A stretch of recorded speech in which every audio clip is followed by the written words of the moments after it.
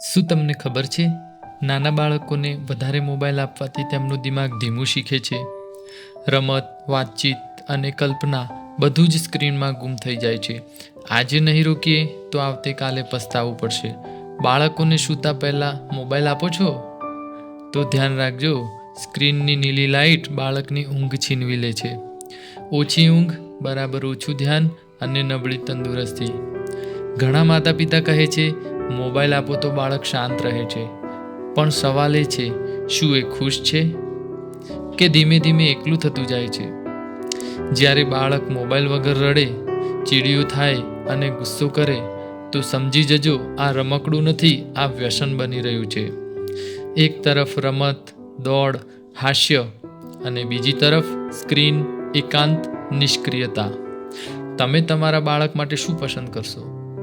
બાળકોને સમય આપો, મોબાઈલ નહીં.